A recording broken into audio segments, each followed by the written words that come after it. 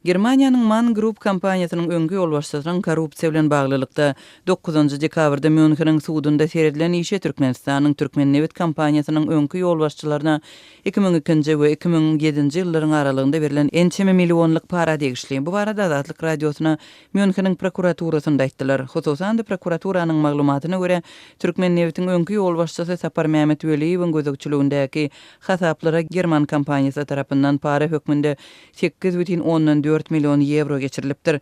Muňa derek MAN kompaniýasy onlarça milyon euroluk kontraktlara eýe bolupdyr. Azatlyk radiosu 2017-nji ýylyň oktyabr aýynda Weliýewiň türmede ýoğulanlygyny habar berdi. Müncheniň baş prokuraturasynyň Azatlyk radiosynyň sowallaryna beren resmi jogabyna görä 1999-njy ýylyň aprel aýynda Türkmenistanyň şol wagtky prezidenti Sapar Murat Niýazowyň karary bilen Türkmennewit döwlet konsernine Germaniýanyň MAN korporasiýasynyň düzümine girýän MAN GmbH Öl Gaz GmbH kompaniýasy bilen umumy bahasy 233 milyon german markasyna barabar şertnama baglaşmagy ruhsat berilipdir. Şol ýylyň maý aýynda Türkmennewitiň başlygy Sapar Mehmet Weliýew şol kompaniýanyň müdiri bilen şertnama baglaşypdyr. Onuň ady suw diýişiniň bähwidi sebäpli agdalmaýar. Şertnama boýunça German kompaniýasy Körpeje gaz ýatagynda gaz kompressor stansiýasyny dogly gurup bermeldi.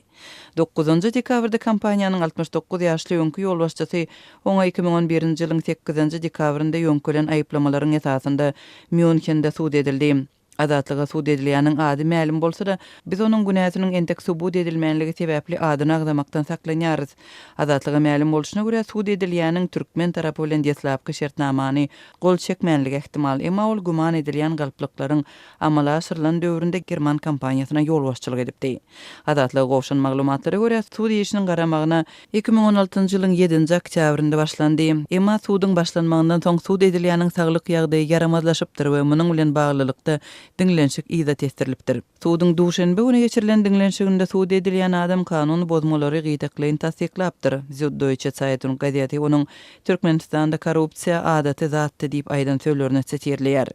Materiallardan ma'lum bolşyna görä 2002-nji ýylyň oktyabr aýynda MAN GmbH Öl Gaz GmbH şirketini öz düzümine goşan MAN korporasiýasyna degişli beýleki bir kompaniýa Ferrostal GmbH tarapyndan Körpejede planlaşdyrylýan gaz kompressor stansiýasy üçin umumy bahasy 34 milyon euroluk 6 sany gaz kompressor berilipdir. Hut şu kompressorlaryň berilmegi baradaky gepleşikleriň dowamında kararlary kabul etmäge jogapkär türkmen resmiýetleri şertnamada görkezülen bahadan 5% möçberinde para garaşýandyklaryny duýdurupdyr. Şonda German kompaniýasynyň jogapkär wekilleri türkmenleriň pul soramagyna jogap hökmünde harajatlaryň sanawyna şertnamanyň umumy bahasynyň 6 we 10% aralygyny emele getirýän ýöriýte komissiýa atly bir bölümi goşupdyr.